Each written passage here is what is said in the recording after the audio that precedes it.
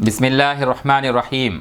الحمدللہ رب العالمین والصلاة والسلام علی سید الانبیاء والمرسلین وعلی آلہ وصحبہ اجمعین اما بعد۔ سیرت النبی علی صاحبہ الصلاۃ والتسلیم پر جو خطبات کا سلسلہ ہم نے شروع کیا ہے، اس کی پچھلی نشست میں ہم نے نبی کریم صلی اللہ علیہ وسلم کے بچپن کا ذکر کیا تھا۔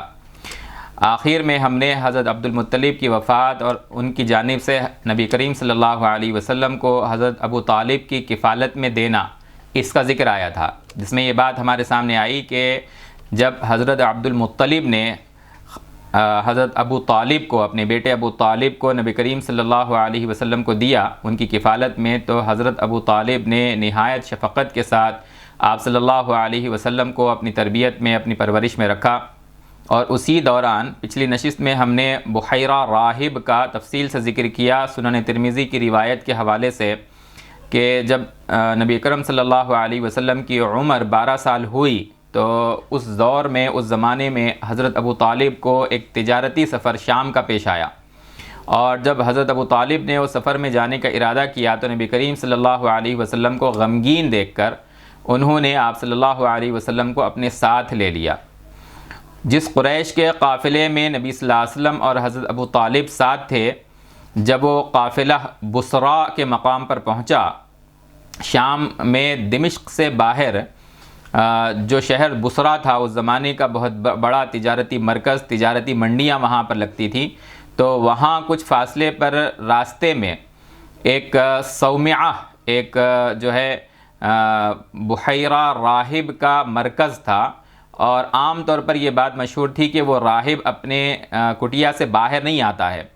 لیکن اس قافلے کی آمد پر وہ باہر آیا اور اس نے نبی کریم صلی اللہ علیہ وسلم کو اس میں تلاش کیا، آپ صلی اللہ علیہ وسلم سے بات چیت کی اور قافلے والوں سے پوچھا کہ ان کے سرپرست کون ہیں، اور تو حضرت ابو طالب نے کہا کہ میں ہوں۔ تو اس وقت بحیرہ نے حضرت ابو طالب سے کہا کہ یہ جو ہے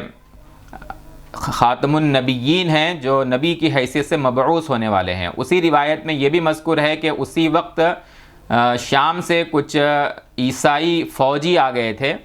اور انہوں نے بھی نبی کریم صلی اللہ علیہ وسلم کو تلاش کرنے کی کوشش کی، تو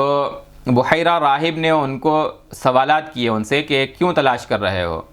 تو انہوں نے کہا کہ ہمیں ہمارے کاہنوں نے یہ اطلاع دی ہے کہ اس وقت یہاں پر نبی آخر الزماں آنے والے ہیں اور ان کو ہمیں پکڑ کر لے جانا ہے۔ تو بحیرہ راہب نے ان کو ڈائیورٹ کیا یہ کہہ کر کہ جس ہستی کا ظہور یقینی ہے اس کو تم کیسے روک سکتے ہو، اور اس وقت یہ نبی کریم صلی اللہ علیہ وسلم کو ان سے چھپایا، اور ابو طالب کو انہوں نے نصیحت کی کہ ان کو فوراً یہاں سے بھیجو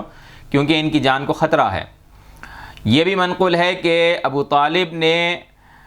نبی کریم صلی اللہ علیہ وسلم کو حضرت ابو بکر اور حضرت بلال رضی اللہ عنہما کے ساتھ واپس بھجوا دیا، یہ جو روایت میں ہے، اور اس طرح کے دیگر اور امور۔ اس کی بنیاد پر بعض محدثین نے اس روایت پر سخت تنقید کی ہے۔ امام ذہبی اور ابن کثیر نے اس روایت کو جو ہے خاص طور سے امام ذہبی نے موضوع تک قرار دیا اور کہا کہ بلال جو ہیں وہ اس وقت تک ابھی پیدا بھی نہیں ہوئے تھے، اور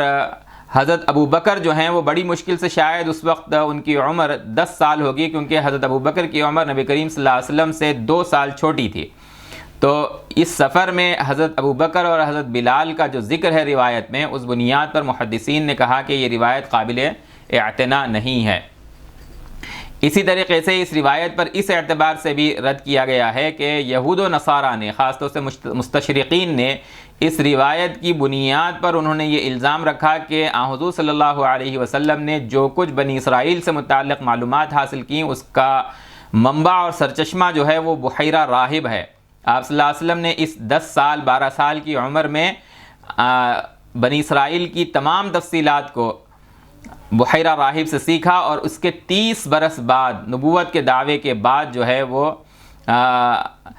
قرآن کی شکل میں اس کو پیش کر دیا۔ اگر ہم سورہ قرآن مجید کی صورتوں کا مطالعہ کریں گے تو ہمیں پتہ چلے گا کہ سورہ بقرہ مثلا یہود کے ذکر سے بھری ہوئی ہے۔ یا بنی اسرائیل اذکروا نعمتی التی انعمت علیکم واوفوا بعہدی، یہاں سے جو سلسلہ چل رہا ہے،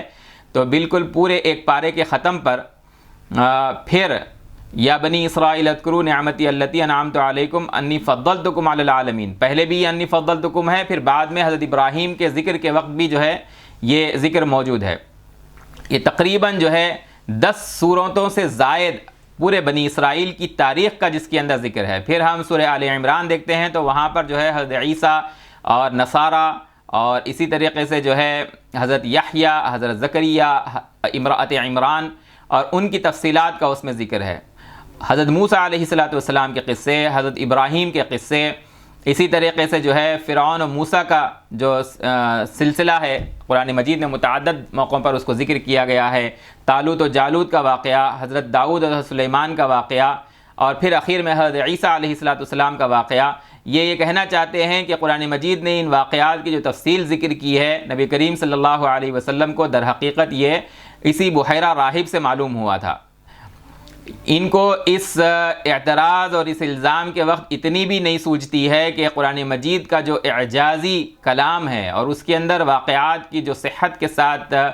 تفصیلات ذکر کی گئی ہے، وہ کسی نادان شخص کے بارے میں بھی یہ نہیں سوچا جا سکتا کہ ایک 10 سالہ 12 سالہ لڑکے نے ان تمام واقعات کو، اس کی تمام تفصیلات کو وہ ایک راہب سے 10 سے 12 سال کی عمر میں حاصل کیا، اور 30 سے 40 سال کی عمر میں پہنچنے کے بعد اس کو نہایت ہی اعجازی شان کے ساتھ جو ہے وہ ان تفصیلات کے ساتھ بیان کر دیا۔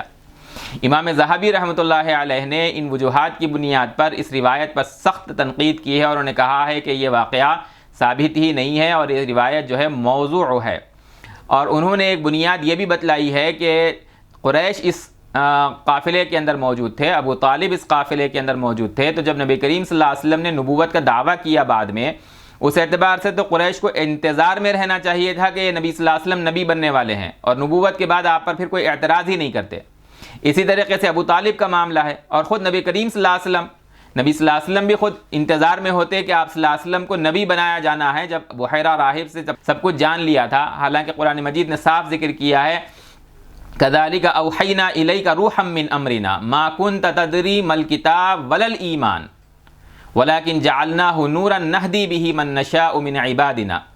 وإنك لتهدي إلى صراط مستقيم۔ سورۃ الشورى کی یہ آیت ہے، ما كنت تدري ما الكتاب ولا الإيمان۔ نبوت سے پہلے آپ صلی اللہ علیہ وسلم کے خیال میں بھی یہ بات نہیں گزری کہ آپ صلی اللہ علیہ وسلم پر کتاب نازل کی جائے گی یا نبی بنایا جائے گا۔ یہی حال حضرت خدیجہ اور ورقہ ابن نوفل کا ہے کہ قریش کو اگر یہ ایک غیر معمولی واقعہ نبی صلی اللہ علیہ وسلم کے ساتھ اگر پیش آ چکا ہوتا تو آپ صلی اللہ علیہ وسلم کی نبوت سے جو اجنبیت کا اظہار ہے اور حضرت خدیجہ کی جو تسلی ہے، یہ تمام باتیں پیش ہی نہیں آتی اگر بحیرہ راہب کی جانب سے آپ صلی اللہ علیہ وسلم کی پہلے سے تصدیق ہو چکی ہوتی کہ آپ صلی اللہ علیہ وسلم کو نبی بننا ہے۔ قرآن مجید کی اس صریح نص کے بعد ما کنت تدری ما الکتاب ولا الایمان، یہ بات صاف اور واضح ہے کہ آپ صلی اللہ علیہ وسلم کو پہلے سے اپنی نبوت کا اور آپ پر وحی نازل ہونے کا اور آپ پر کتاب نازل ہونے کا کوئی شائبہ تک نہیں تھا۔ ایک بات ہمیشہ ذہن میں رہنی چاہیے کہ حلال و حرام سے متعلق جو کتب حدیث کے اندر روایات منقول ہیں، ان کا جو ہے وہ صحت کا ایک معیار ہے، اور سیرت کی روایات کا اپنا ایک معیار ہے، سیرت اور مغازی کا۔ مغازی اور سیرت کے اندر بہت زیادہ سختی نہیں برتی جاتی، لیکن یہ بھی صاف اور واضح بات ہے کہ موضوع باتوں کو اس میں بھی گوارا نہیں کیا جاتا۔ گو کہ یہ روایت سنن ترمذی میں منقول ہے، لیکن اس کے جو بعض اجزاء ہیں، ان اجزاء کی بنیاد پر جو ہے یہ کہا جا سکتا ہے، جیسا کہ امام ذہبی نے خود کہا ہے کہ یہ روایت جو ہے وہ قابل قبول نہیں ہے۔ بہرحال ہم نے اس موضوع کے اوپر جو ہے وہ پچھلی نشست کے اندر تفصیل بیان کی۔ بعض محدثین نے اس کو اس کی سندی قوت کی بنیاد پر قبول بھی کیا ہے۔ اس پر جو نقد کیا گیا ہے اس کے درایت کے اعتبار سے، اس کے بجائے اس کی روایت اور اس کی سند کی بنیاد پر بعض محدثین نے اس کو قبول بھی کیا ہے، اور کہا کہ اس کے اندر وہ واقعات جو مدرج محسوس ہوتے ہیں اس کو نکال دیا جائے، ورنہ پھر یہ روایت قابل قبول ہے۔ اس کی تفصیلات ہم نے پچھلی نشست کے اندر بیان کر دی ہیں۔ اگلا جو ہمارا موضوع ہے وہ ہے نبی کریم صلی اللہ علیہ وسلم کی عمر کے ساتھ ساتھ آپ کا بچپن ہم نے ذکر کیا، تقریباً 12 سال کی عمر تک کا یہ واقعہ ہم نے پھر ذکر کیا حضرت ابو طالب کی کفالت میں رہتے ہوئے۔ اس کے بعد نبی کریم صلی اللہ علیہ وسلم کی عمر کا جو آگے کا سفر ہے، اس میں ہمیں سیرت میں یہ ملتا ہے کہ آپ صلی اللہ علیہ وسلم میں عمر کے ساتھ ساتھ آپ کے اندر بے پناہ وقار کا اضافہ ہوتا جاتا ہے۔ اگر ہم دیکھتے ہیں تو بنو سعد بن بکر کے اندر ہی آپ صلی اللہ علیہ وسلم کے وقار پر جو ہے حلیمہ سعدیہ کے رضی اللہ تعالی عنہا کے خاندان والے، قبیلے والے وہ حیرت کا اظہار کیا کرتے تھے، اور جیسے جیسے آپ کی عمر بڑھتی گئی آپ صلی اللہ علیہ وسلم کے اس وقار میں بے پناہ اضافہ ہوتا گیا۔ اور ایک اور چیز کہ انبیاء علیہ السلام کا معاملہ یہ ہے کہ وہ عمر کے ہر حصے میں جو ہے دین کے بنیادی اخلاق کے اصول پر قائم رہتے ہیں۔ یہ انبیاء علیہ السلام کا اصول ہے۔ ان کی زندگی کے بارے میں یہ ایک حقیقت ہے کہ ایسا کبھی ممکن ہی نہیں ہے، جیسے کہ ہوتا ہے کہ اولیاء اور انبیاء کے درمیان فرق کیا ہے۔ اولیاء جو اللہ تبارک و تعالیٰ کی ولایت کے منصب پر بعض غیر انبیاء پہنچتے ہیں تو ان کی زندگیوں میں سے بعض کے بارے میں ممکن ہے کہ ان کی ابتدائی زندگی کے اندر وہ معیار صالحیت کا نہ ہو، یا ہو سکتا ہے کہ وہ جو ہے گناہوں کی زندگی کے اندر رہے ہوں اور بعد میں انہیں توبہ کی توفیق ملی ہو، اور پھر وہ جو ہے اللہ تعالیٰ کے ایسے نیک بندے بنے کہ اللہ تعالیٰ کے جو ہے مقرب بندوں کے اندر وہ شامل ہو گئے۔ لیکن انبیاء کا معاملہ جدا ہے۔ انبیاء علیہ السلام کا معاملہ ایسا نہیں ہے، وہ اپنی زندگی کے بالکل آغاز سے انتہائی صالحیت کے مقام پر فائز ہوتے ہیں، اور ان کی دونوں زندگیوں کے اندر یعنی نبوت کی پہلے والی زندگی اور نبوت کے بعد والی زندگی کے اندر کوئی تضاد نہیں ہوتا۔ ان کی زندگیوں کے آغاز کے اندر منفی جذبات کا کوئی موقع نہیں ہوتا، نہایت پاک اور پاک باز وہ اپنے آغاز سے ہوتے ہیں۔ چنانچہ آپ صلی اللہ علیہ وسلم کے تمام خاندان والے، آپ صلی اللہ علیہ وسلم کا قبیلہ، اہل مکہ مکمل ان کے آپ صلی اللہ علیہ وسلم ان کی آنکھ کا تارا تھے۔ آپ سبھی کی فلاح اور بہبود کے متمنی رہتے تھے، خواہش مند رہتے تھے کہ آپ جو ہے وہ سبھی کے ساتھ بھلائی کا معاملہ کریں، ان کے جو ہے کام میں آئیں، سب کے ساتھ خیر خواہ رہیں۔ اور یہی وجہ ہے کہ پورا شہر، پوری بستی، قبیلہ اور دیگر اور قبائل جو آپ صلی اللہ علیہ وسلم کو جانتے تھے وہ آپ صلی اللہ علیہ وسلم سے ٹوٹ کر محبت کرتے تھے، محبت رکھتے تھے۔ یہ آپ صلی اللہ علیہ وسلم کا بالکل ابتدا سے معاملہ تھا۔ اور جب آپ عمر میں بڑے ہوئے تو آپ صلی اللہ علیہ وسلم نے اپنے لیے ذریعہ معاش کو اختیار کیا۔ کم عمری سے ہی نبی کریم صلی اللہ علیہ وسلم کے اندر ذمہ داریوں کا احساس تھا۔ آپ صلی اللہ علیہ وسلم کبھی حضرت ابو طالب پر بوجھ نہیں بنے، بلکہ آپ صلی اللہ علیہ وسلم نے جیسے نبوت کے بعد کسب معاش کے لیے تعلیم دی دوسروں کو کہ اپنے لیے جو ہے وہ معاش کے ذریعے کو اختیار کرو۔ حضرت مقدام رضی اللہ تعالی عنہ رسول اللہ صلی اللہ علیہ وسلم سے نقل کرتے ہیں کہ آپ صلی اللہ علیہ وسلم نے فرمایا ما اکل احد طعاما قط خیرا من ان یاکل من عمل یدہ، کہ کسی شخص نے اس سے بہتر اپنے لیے کوئی رزق حاصل نہیں کیا جو وہ خود اپنے ہاتھ کی محنت سے حاصل کرتا ہے۔ اور نبی کریم صلی اللہ علیہ وسلم نے فرمایا پھر حضرت داؤد کی مثال دیتے ہوئے کہ وَإِنَّ نَبِيَّ اللَّهِ داؤد علیہ السلام كَانَ يَأْكُلُ مِنْ عَمَلِ يَدِهِ۔ صحیح بخاری میں امام بخاری رحمۃ اللہ علیہ نے حضرت مقدام رضی اللہ تعالی عنہ کی اس حدیث کو نقل کیا ہے کہ انبیاء علیہ السلام اپنی محنت سے اپنے لیے رزق کو حاصل کرتے تھے، اپنے ہاتھ سے محنت کرتے تھے، کسب معاش کے لیے جو ہے وہ محنت کرتے تھے۔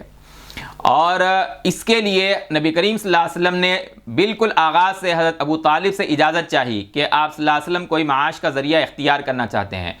شروع میں حضرت ابو طالب نے آپ صلی اللہ علیہ وسلم کو ایسا کوئی ذریعہ اختیار کرنے سے منع کیا، شفقت کی بنیاد پر، محبت کی بنیاد پر کہ آپ کو ابھی اس کی کیا ضرورت ہے۔ لیکن پھر حضرت ابو طالب نے نبی کریم صلی اللہ علیہ وسلم کے اصرار پر آپ صلی اللہ علیہ وسلم کو اس کی اجازت دے دی۔ آپ صلی اللہ علیہ وسلم نے کسب معاش کے لیے گلہ بانی کو یعنی بکریاں چرانے کو اختیار کیا، اور بکریاں چرانا قدیم زمانے سے جو ہے وہ معزز پیشہ رہا ہے۔ شاید کچھ لوگوں کو یہ حیرت میں ڈالے، لیکن قرآن مجید نے خود کہا ہے وَالْأَنْعَامَ خَلَقَهَا لَكُمْ فِيهَا دِفْءٌ وَمَنَافِعُ وَمِنْهَا تَأْكُلُونَ وَلَكُمْ فِيهَا جَمَالٌ حِينَ تُرِيحُونَ وَحِينَ تَسْرَحُونَ۔ قرآن کہتا ہے کہ جب تم اپنے مویشیوں کو لے کر جو ہے وہ اپنے گھروں سے صبح کو نکلتے ہو اور شام میں ان کو واپس گھروں کو لے کر آتے ہو، اس کے اندر تمہارے لیے ایک خوبصورتی ہے، فیہا جمال، یہ قرآن مجید کا ارشاد ہے۔ عربوں کے اندر جو ہے بکریاں چرانا یہ شرفاء اور امراء کا پیشہ تھا۔ شرفاء اور امراء اپنے بچوں سے یہ کام لیا کرتے تھے، اور شرفاء اور امراء کے بچے جو ہے وہ بھیڑ بکریاں چراتے تھے اس کو کسب معاش کے طور پر بھی اختیار کرتے تھے۔ لیکن اس کے اندر ایک اور خاصیت ہے، ایک اور خصوصیت ہے کہ بکریوں کے چرانے کے اندر بہت ساری حکمتیں ہیں۔ ہم قرآن مجید میں دیکھتے ہیں حضرت موسیٰ علیہ السلام کا ذکر، تو وہاں بھی ذکر ہے کہ وہ جو ہے بکریاں چراتے تھے۔ انبیاء علیہ السلام کے بارے میں خود نبی کریم صلی اللہ علیہ وسلم نے فرمایا کہ صرف حضرت موسیٰ نہیں بلکہ بہت سارے انبیاء، بلکہ تمام ہی انبیاء نے جو ہے اللہ تبارک و تعالیٰ نے ان سے یہ کام لیا ہے۔ ما بعث اللہ نبیا الا رعى الغنم، ما بعث اللہ نبیا الا رعى الغنم۔ تو صحابہ کرام نے پوچھا یا رسول اللہ آپ، وانت یا رسول اللہ؟ قال نعم كنت ارعاها على قراريط لاهل مکہ، یعنی کوئی نبی ایسے نہیں گزرے جنہوں نے بکریوں کو نہ چرایا ہو۔ تو صحابہ نے پوچھا یا رسول اللہ آپ کے بارے میں کیا بات ہے؟ تو آپ صلی اللہ علیہ وسلم نے فرمایا میں بھی کنت ارعاها على قراريط لاهل مکہ، اہل مکہ کی جو ہے ان سے معاہدے کی بنیاد پر جو ہے بکریاں میں چراتا تھا، چند قراریط معاوضے کے بدل میں۔ امام بخاری رحمۃ اللہ علیہ نے اس حدیث کو نقل کیا ہے۔ قراریط یہ قیرات کی جمع ہے، سونے چاندی کو جو وزن کیا جاتا ہے تو اس کی جو اکائی ہے، جیسے کہ ہم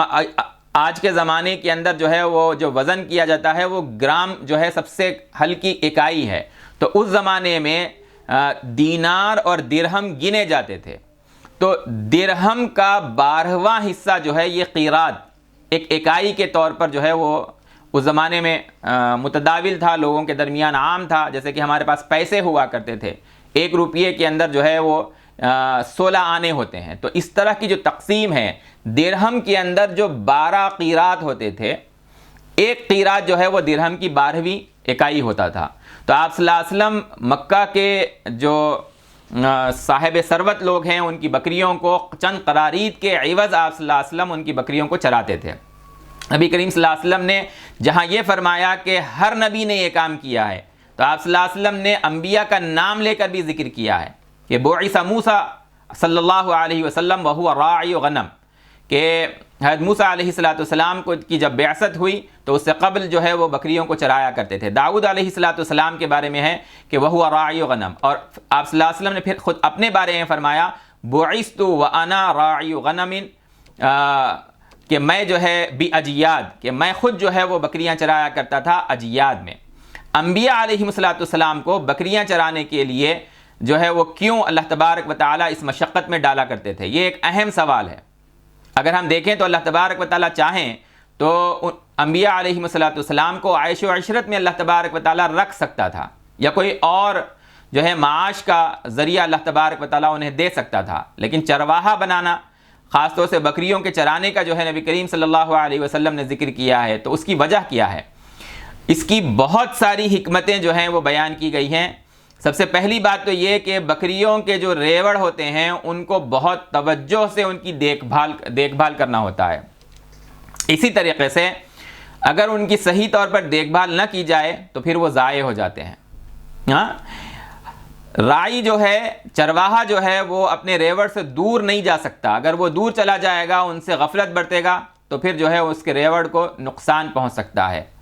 اسی طریقے سے بکریوں کے چرانے میں ان کے ریوڑوں کی حفاظت کرنے کے اندر رائی جو ہوتا ہے، چرواہا جو ہوتا ہے، وہ ان کو نقصان نہ پہنچ جائے، ان کی جو حفاظت کرتا ہے، اس کوشش کے اندر وہ کافی بہادر اور شجاع بنتا ہے۔ اس کی تربیت اس کو ملتی ہے کہ جانور جو ہیں، دوسرے درندے جو ہیں، وہ اس کے بکریوں کو نقصان نہ پہنچائیں۔ اسی طریقے سے بکریوں کے چرانے کے اندر نرم مزاجی پیدا ہوتی ہے۔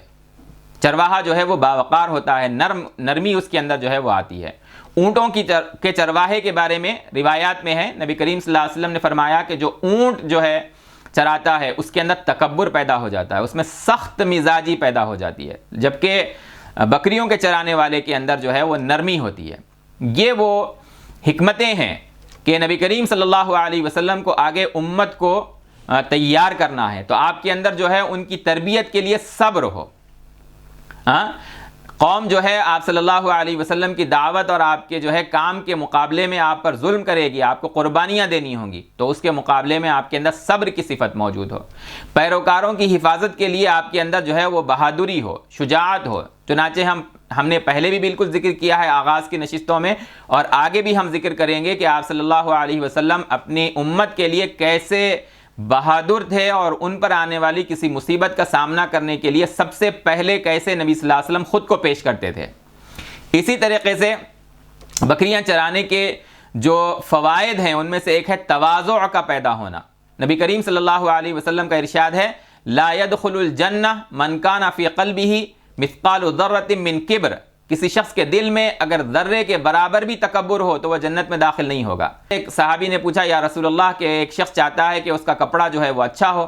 اس کا جوتا جو ہے وہ اچھا ہو، ان الرجل یحب ان یکون ثوبہ حسنا ونعلہ حسنا، کہ کسی شخص کا جو ہے کپڑا اچھا ہو، جوتا اچھا ہو، یعنی اس کا پہناوا اچھا ہو، ایک شخص یہ چاہتا ہے، تو کیا یہ بھی کبر میں داخل ہے؟ تو آپ صلی اللہ علیہ وسلم نے جواب دیا نہیں، ان اللہ جمیل یحب الجمال، اللہ خود خوبصورت ہے اور جمال کو اللہ تعالی پسند فرماتے ہیں۔ کبر کیا ہے؟ بطر الحق وغمط الناس، آپ حق جو ہے وہ قبول نہ کرنا چاہیں، حق بات کو آپ رد کر دیں، حق بات کو قبول کرنے کے بجائے آپ جو ہے اس کے مخالفت میں ڈٹ جائیں، یہ تکبر ہے۔ اور لوگوں کی تحقیر کرنا یہ جو ہے وہ تکبر ہے۔ یہ حدیث حضرت عبداللہ ابن مسعود رضی اللہ تعالی عنہ سے منقول ہے اور صحیح مسلم میں امام مسلم رحمۃ اللہ علیہ نے اس کو نقل کیا ہے۔ تو بکریوں کے چرانے کے ذریعے سے ایک بندے کے اندر سے جو ہے وہ تواضع پیدا ہوتا ہے اور نرمی اس کے اندر پیدا ہوتی ہے۔ یہی تواضع ہے کہ نبی کریم صلی اللہ علیہ وسلم کی زندگی میں ہم کو اس کا اثر دکھائی دیتا ہے۔ آپ نے نہایت سادہ زندگی گزاری۔ آپ صلی اللہ علیہ وسلم جب لوگوں میں ہوتے تو اپنے لیے کوئی خصوصی نشست کے لیے جو اہتمام نہیں فرماتے، صحابہ کو آپ اپنے لیے کھڑے ہونے سے آپ صلی اللہ علیہ وسلم منع کرتے۔ اگر ہم آپ صلی اللہ علیہ وسلم کے کھانے کی صفت دیکھتے ہیں تو آپ ایسے بیٹھتے جس کے بارے میں آپ فرماتے ہیں کہ میں ایسے کھانا چاہتا ہوں کہ اس کیفیت سے بھی جو ہے عبدیت کا اظہار ہو۔ یہ جو ہے تواضع کی کیفیت اس پریکٹس کے اندر، گلہ بانی کے اندر، بکریاں چرانے کے اندر جو ہے انبیاء علیہ السلام کو جو یہ پیشہ دیا گیا اس کی یہ حکمت بھی موجود تھی۔ اسی طریقے سے شفقت اور رحمت پیدا ہونا، نبی کریم صلی اللہ علیہ وسلم کے اندر نہایت جو ہے نرمی، شفقت اور امت کے لیے رحمت آپ صلی اللہ علیہ وسلم کے مزاج اور آپ کے جو ہے اخلاق اور کردار کے اندر تھی۔ اللہ تعالیٰ نے خود فرمایا ما ارسلناک الا رحمۃ للعالمین، اور اسی طریقے سے خود رسول اللہ صلی اللہ علیہ وسلم کا ارشاد ہے لا یرحم اللہ من لا یرحم الناس، کہ اللہ تعالیٰ ایسے کسی شخص کے اوپر رحم نہیں فرماتے جو لوگوں کے اوپر رحم نہیں کرتا۔ اور اللہ کے رسول صلی اللہ علیہ وسلم نے فرمایا الراحمون یرحمہم الرحمن، جو لوگوں کے ساتھ رحم کا معاملہ کرتے ہیں رحمان ان پر جو ہے وہ رحم کرتا ہے۔ ارحموا من فی الارض یرحمکم من فی السماء، تم اگر زمین والوں کے اوپر رحم کرو گے تو آسمان والا جو ہے وہ تم پر رحم کرے گا۔ نبی کریم صلی اللہ علیہ وسلم اور انبیاء کو یہ جو کام دیا گیا تھا کہ نبوت سے پہلے وہ بکریاں چراتے، یہ پیشہ اختیار کرتے، اس کی حکمت ایک یہ بھی تھی کہ ان کے اندر رحم کا مادہ جو ہے وہ پیدا ہو جائے، کیونکہ بکریوں کے چرواہے کے اندر اگر سختی ہو تو پھر جو ہے وہ کسی کا ہاتھ ٹوٹے گا، کسی کا پیر ٹوٹے گا اور جو ہے وہ ان کا نقصان کرتا چلا جائے گا۔ جبکہ اس پریکٹس کے اندر ایک بندے کے اندر، ایک چرواہے کے اندر جو ہے وہ رحمت کا مادہ پیدا ہوتا ہے۔ اسی طریقے سے نبی کریم صلی اللہ علیہ وسلم اور انبیاء کو یہ پیشہ جو دیا گیا اس کے اندر ایک غرض یہ بھی تھی، اور یہ تمام پیشوں کے اندر بات ہے کہ محنت سے اپنی روزی کمائی جائے۔ یہ جذبہ جو ہے انبیاء علیہ السلام کے اندر نبوت سے پہلے ذمہ داری کا احساس جو ہے وہ بھرپور شکل میں ہوتا تھا۔ داعی جو ہو، دین کا داعی، اسلام کا داعی، اس کے اندر خودداری ہو، اس کے اندر وقار ہو۔ انبیاء علیہ السلام کی زبان سے بار بار دہرایا گیا ہے، جس کو سورۃ الشعراء میں کئی انبیاء کی زبانی یہ کہلوایا گیا ما اسألکم علیہ من اجر، کہ جو اسلام کی دعوت وہ دے رہے ہیں اس پر وہ کسی اجرت کے طلبگار نہیں ہیں۔ ان کی جو اجرت ہے، ان کا جو بدل ہے، ان اجریہ الا علی رب العالمین، وہ رب العالمین کی طرف سے انہیں ملے گا۔ سورۃ الشعراء میں حضرت نوح کی زبانی یہ کہلوایا گیا، حضرت ہود کی زبانی یہ کہلوایا گیا، حضرت صالح کی زبانی یہ کہلایا گیا، حضرت لوط کی زبانی یہ کہلوایا گیا، حضرت شعیب کی زبانی یہ کہلوایا گیا۔ سب اپنی قوموں سے یہی کہتے کہ ہم اپنی دعوت اور جو اسلام تمہارے سامنے پیش کر رہے ہیں، اللہ تبارک و تعالیٰ کی طرف جو بلا رہے ہیں، اس کے اوپر ہم تم سے کسی اجرت کے طلبگار نہیں ہیں، بلکہ ہماری اجرت تو جو ہے وہ اللہ تبارک و تعالیٰ کے ذمے ہے، اللہ تبارک و تعالیٰ سے ہم اس کے طلبگار ہیں۔ اور انبیاء علیہ السلام کے اندر محنت کر کے اپنے ہاتھوں سے اپنی معاش کو جو ہے وہ حاصل کرنے کا جذبہ ہوا کرتا تھا، اور وہ اسی کے لیے محنت کرتے تھے۔ یعنی انبیاء علیہ السلام خود محنت کرتے۔ نہ صرف خود محنت کرتے، ہمیں نبی کریم صلی اللہ علیہ وسلم کے بارے میں صاف واضح ملتا ہے، میں نے اس سے پہلے بھی اس کو ذکر کیا، ولید ابن مغیرہ کا واقعہ، کہ آپ صلی اللہ علیہ وسلم نہ صرف خود اپنے لیے کماتے تھے بلکہ دوسروں کے لیے مستقل مسلسل کماتے تھے آپ صلی اللہ علیہ وسلم۔ نبوت سے پہلے ولید ابن مغیرہ اپنے ساتھیوں کے درمیان جب وہ بازار کے اندر اپنے مال کو بیچنے کے لیے بیٹھا ہوتا تو ایک موقع پر اس نے کہا کہ بتاؤ ہم میں سے سب سے کامیاب تاجر کون ہے؟ پھر اپنے ساتھیوں کو خود ہی جواب دیا کہ ہم میں سب سے کامیاب تاجر جو ہیں وہ محمد ہیں صلی اللہ علیہ وسلم۔ وہ آتے ہیں بازار میں اپنا مال لے کر، زوال سے پہلے پہلے اپنے مال کو بیچ کر وہ نکل جاتے ہیں، اور ہم ہیں کہ غروب آفتاب تک جو ہے اپنا مال لے کر بیٹھے رہتے ہیں، اور پھر اپنے مال کو جو ہے وہ ہم سمیٹتے ہیں اور گوداموں میں لے جا کر رکھتے ہیں۔ تو سب سے کامیاب کون ہوا؟ لیکن اس کے باوجود ان کے اندر مالداری کا اثر، تمول کا اثر دکھائی نہیں دیتا، ہاں، کہ وہ مالدار ہیں، ان کے گھر سے، ان کے رہن سہن سے، ان کے لباس سے اور ان کے دیگر اور جو ہے زندگی کے جو آثار ہیں اس میں دکھتا نہیں کہ وہ مالدار ہیں اور سب سے کامیاب تاجر ہیں۔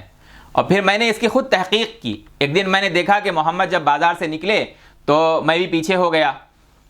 ان کے معمولات کے اوپر جو ہے نظر رکھ کے مجھے شبہ ہوا کہ یہ اپنا پیسہ کہاں لگا رہے ہیں۔ تو آپ صلی اللہ علیہ وسلم بازار سے اپنا مال بیچنے کے بعد،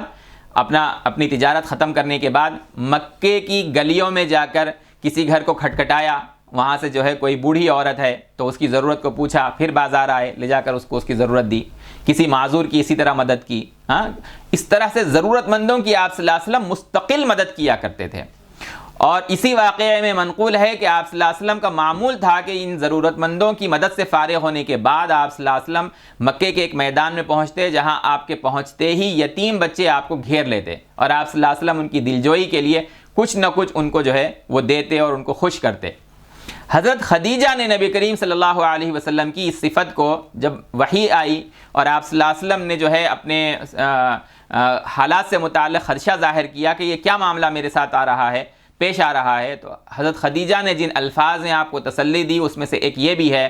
کہ وَتَقْسِبُ الْمَعْدُومِ، کہ آپ جو ہے جن لوگوں کے پاس کوئی وسائل نہیں ہیں ان کے لیے آپ کماتے ہیں، ان کو آپ کما کر دیتے ہیں، تو پھر آپ کو جو ہے کسی قسم کے خدشے کا شکار نہیں ہونا چاہیے۔ یہ حضرت خدیجہ کی جو نبی کریم صلی اللہ علیہ وسلم سے متعلق جو تسلی کے جو الفاظ ہیں وہ نہایت غیر معمولی ہیں۔ یعنی آپ صلی اللہ علیہ وسلم اپنے لیے ہی نہیں بلکہ دوسروں کے لیے بھی کماتے تھے، ان کی ضروریات کو پورا کرنے کے لیے۔ تو بہرحال انبیاء علیہ السلام کو اللہ تبارک و تعالیٰ نے جو یہ کام دیا بعثت سے پہلے، نبی اور رسول بنائے جانے سے پہلے، کہ وہ بکریاں چرائیں اور اس کو اپنا ذریعہ معاش بنائیں، یہ اس لیے تاکہ ان کے اندر صبر اور استقامت پیدا ہو، بردباری اور تحمل پیدا ہو، شجاعت پیدا ہو، نرمی پیدا ہو، شفقت اور رحمت جیسی عالی صفات جو ہیں ان کے اندر پیدا ہوں۔ اس میں یہ بات بھی غور کرنے لائق ہے کہ نبی کریم صلی اللہ علیہ وسلم کو اللہ تبارک و تعالیٰ نے نبوت کے منصب پر سرفراز کیا، آپ نے دعوت کا سلسلہ شروع کیا، آپ نے ہجرت کی، مدینہ پہنچے آپ صلی اللہ علیہ وسلم، کئی بڑے معرکے اور جنگیں پیش آئی، اور نتیجتاً آپ صلی اللہ علیہ وسلم وہاں کے دنیاوی اعتبار سے حاکم بنے آپ صلی اللہ علیہ وسلم۔ لیکن آپ صلی اللہ علیہ وسلم اپنی زندگی کے جو پہلو ہیں ان کو بیان کرنے کے لیے، چاہے اس میں کتنی ہی سادگی کیوں نہ ہو، ان کو بیان کرنے سے آپ صلی اللہ علیہ وسلم کبھی شرماتے نہیں تھے کہ آپ نے جو ہے بکریاں چرائی اور اس کے اظہار کے لیے آپ شرما رہے ہوں۔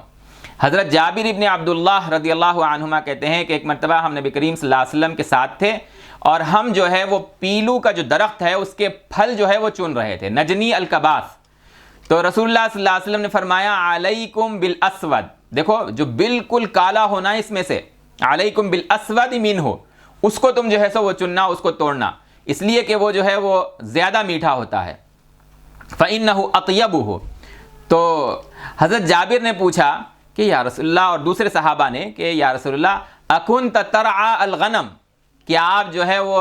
بکریاں چرایا کرتے تھے؟ تو نبی صلی اللہ علیہ وسلم جواب دیا وَهَلْ مِن نَبِيٍّ إِلَّا وَقَدْ رَعَاهَا، کوئی نبی ایسے نہیں گزرے ہیں جنہوں نے یہ کام نہ کیا ہو، سب نے بکریوں کو چرایا ہے۔ امام بخاری رحمۃ اللہ علیہ نے اس حدیث کو نقل کیا ہے۔ آپ صلی اللہ علیہ وسلم اتنے بڑے منصب پر جو ہے فائز ہونے کے باوجود، لیکن آپ صلی اللہ علیہ وسلم اپنے ماضی کی سادگی کو کبھی چھپاتے نہیں تھے، اپنی ترقیوں کے باوجود آپ صلی اللہ علیہ وسلم اپنی سادہ زندگی میں کوئی تبدیلی بھی نہیں لاتے تھے۔ قرآن مجید نے آپ صلی اللہ علیہ وسلم کے احوال کو الگ الگ جگہوں کے اوپر نبوت کے بعد ذکر کیا، انہی میں سے سورۃ الضحیٰ بھی ہے جس میں آپ صلی اللہ علیہ وسلم کی زندگی کا جو ہے وہ نقشہ کھینچا گیا ہے، جس میں الضحیٰ اور اللیل اذا سجا کی قسم کھانے کے بعد اللہ تبارک و تعالیٰ نے رسول اللہ صلی اللہ علیہ وسلم کو تسلی دی، ما ودعک ربک وما قلی۔ یہ آپ صلی اللہ علیہ وسلم پر جو ہے نبوت کے بعد الزام لگایا کسی موقع کے اوپر، آپ صلی اللہ علیہ وسلم سے کچھ سوالات کیے گئے، ان سوالات کے جواب میں جو ہے تاخیر ہوئی، تو جن مشرک مخالفین نے آپ صلی اللہ علیہ وسلم سے سوالات کیے تھے، اس کے جواب میں تاخیر ہونے پر کہا کہ محمد کے رب نے محمد کو چھوڑ دیا، نعوذ باللہ۔ تو سورۃ الضحیٰ میں اس کا جواب آیا، ما ودعک ربک وما قلی۔ آپ جو ہیں آخرت جو ہے آپ کی اس دنیا سے کہیں زیادہ بہتر ہوگی، اللہ تعالیٰ آپ کو اتنا دے گا کہ آپ جو ہے وہ راضی ہو جائیں گے، وَلَسَوْفَ يُعْطِيكَ رَبُّكَ فَتَرْضَىٰ۔ اور پھر آپ صلی اللہ علیہ وسلم کی زندگی کے احوال کو اس صورت میں بیان کیا گیا، الم یجدک یتیما فآویٰ، کیا آپ کے رب کا یہ معاملہ نہیں ہے کہ آپ کو جو ہے یتیم پایا تو آپ کو ٹھکانہ دیا۔ آپ صلی اللہ علیہ وسلم کے اوپر کتنے احوال آئے یتیمی کے، پہلے والد ماجد کا جو ہے انتقال ہوا جبکہ آپ حمل میں تھے، پھر جو ہے والدہ ماجدہ کا انتقال ہوا، یہ سب آپ صلی اللہ علیہ وسلم کی ابھی عمر جو ہے وہ 6 برس تھی، اس کے اندر ہی اندر جو ہے یہ واقعات پیش آ گئے۔ لیکن آپ صلی اللہ علیہ وسلم کو اللہ تبارک و تعالیٰ نے ہر مرحلے کے اوپر جو ہے آپ کے ٹھکانے کا اور آپ کی کفالت کا انتظام فرمایا۔ وَوَجَدَكَ ضَالًّا فَهَدَىٰ، وَجَدَكَ ضَالًّا بے مقصد جو ہے ایک زندگی، اور اس کے مقابلے میں پھر اللہ تبارک و تعالیٰ نے نبوت کے ذریعے سے اور وحی نازل کر کے اور کتاب دے کر جو ہے وہ ہدایت دی۔ وَوَجَدَكَ عَائِلًا فَأَغْنَىٰ، آپ جو ہے وہ عائل تھے، گھریلو ذمہ داریاں آپ پر بہت زیادہ تھیں، بیوی کی، بچوں کی، اور پھر جو ذمہ داریاں آپ نے خود اپنے اوپر جو ہے وہ عائد کر لی تھی، معاشرے کے کمزور لوگوں کی مدد کرنے کی، اللہ تبارک و تعالیٰ نے آپ کو جو ہے وہ غنی بنایا یا بے نیاز کر دیا۔ یعنی اللہ تبارک و تعالیٰ نے آپ کو ایسا بنایا کہ اگر ہے اللہ کے رسول صلی اللہ علیہ وسلم کے پاس تو دوسروں کو عطا کرنے والے، اور اگر آپ صلی اللہ علیہ وسلم کے پاس وسائل نہیں ہے تو آپ جو ہے وہ غنا آپ کے اندر بدرجہ اولا اور بدرجہ اتم آپ کے مزاج کے اندر بھرا ہوا۔ اس صورت میں آپ صلی اللہ علیہ وسلم کو 3 ہدایات دی گئیں، فَأَمَّا الْيَتِيمَ فَلَا تَقْهَرْ وَأَمَّا السَّائِلَ فَلَا تَنْهَرْ وَأَمَّا بِنِعْمَةِ رَبِّكَ فَحَدِّثْ۔ یہ آخر کی 3 آیات کے اندر 3 باتوں کی آپ صلی اللہ علیہ وسلم کو تعلیم دی گئی کہ یتیم کا لفظ استعمال کیا گیا ہے جس میں تمام کمزوروں کو شامل ہے، اس کو مانا کہ کمزوروں کے ساتھ آپ جو ہے وہ سختی کے ساتھ نہ پیش آئیے، اور کسی مانگنے والے کو آپ جو ہے وہ جھڑکیے مت، اور ہمیشہ جو ہے اللہ تبارک و تعالیٰ کی نعمتوں کی شکر گزاری کرتے رہا کیجئے۔ اور یہ 3 پہلو آپ صلی اللہ علیہ وسلم کی زندگی کے اندر غیر معمولی طور پر جو ہے وہ پائے جاتے تھے۔ کمزوروں کے ساتھ آپ نہایت نرمی اور شفقت کے ساتھ پیش آتے، اور مانگنے والوں کو آپ صلی اللہ علیہ وسلم ہمیشہ عطا کرتے، اور اللہ تبارک و تعالیٰ کی نعمتوں پر آپ صلی اللہ علیہ وسلم ہمیشہ شکر گزاری کا رویہ جو ہے وہ اختیار کرتے۔ یہ ہے شکر گزار ہونا، کو ہم عام طور پہ یہ سمجھتے ہیں کہ ناشکری نہیں کرنا، لیکن شکر گزاری کا ایک بہت اہم پہلو یہ ہے کہ اپنی زبان سے اس کو بیان کیا جائے۔ اما بنعمت ربک فحدث، آپ کے ساتھ اللہ تبارک و تعالیٰ نے جو ہے وہ فراخی کا معاملہ کیا ہے، رزق کے دروازے آپ کے لیے کھول دیے ہیں، تو اس کو اپنی زبان سے بیان کرو، اپنے لباس کے ذریعے سے اس کو ظاہر کرو۔ صحت اللہ تبارک و تعالیٰ نے آپ کو دی ہے، اولاد کی نعمت سے آپ کو نوازا ہے، علم کی دولت سے آپ کو نوازا ہے، عزت کی دولت سے آپ کو نوازا ہے، خاندان اعلیٰ حسب و نسب سے آپ کو نوازا ہے، اولاد جو ہے وہ اس کی نعمت سے اللہ تبارک و تعالیٰ نے آپ کو نوازا ہے۔ جو بھی نعمت اللہ تبارک و تعالیٰ سے ملی ہے اس کو اپنی زبان سے بیان کرو، اس پر شکر گزاری کا، نعمت پر شکر گزاری کا اہم ترین ذریعہ، اس کا ایک حصہ ہے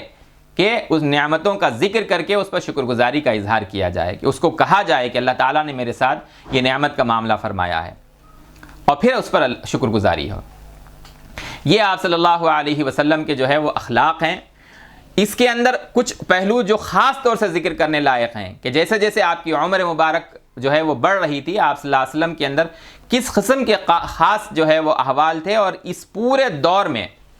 بچپن سے لے کر جوانی تک کے دور میں آپ صلی اللہ علیہ وسلم اس معاشرے کے اندر، یعنی مکہ کے معاشرے کے اندر، قریش کے معاشرے کے اندر، اور اپنے ہم عمر لوگوں کے معاشرے کے اندر، اپنے سے بڑوں کے معاشرے کے اندر، قبیلے کے اندر، خاندان کے اندر، آپ صلی اللہ علیہ وسلم ان کے کیا حالات تھے اور خود آپ صلی اللہ علیہ وسلم کے کیا حالات تھے۔ نبی کریم صلی اللہ علیہ وسلم کے احوال میں ایک بہت اہم ترین پہلو یہ کہ آپ صلی اللہ علیہ وسلم بتوں کی پرستش سے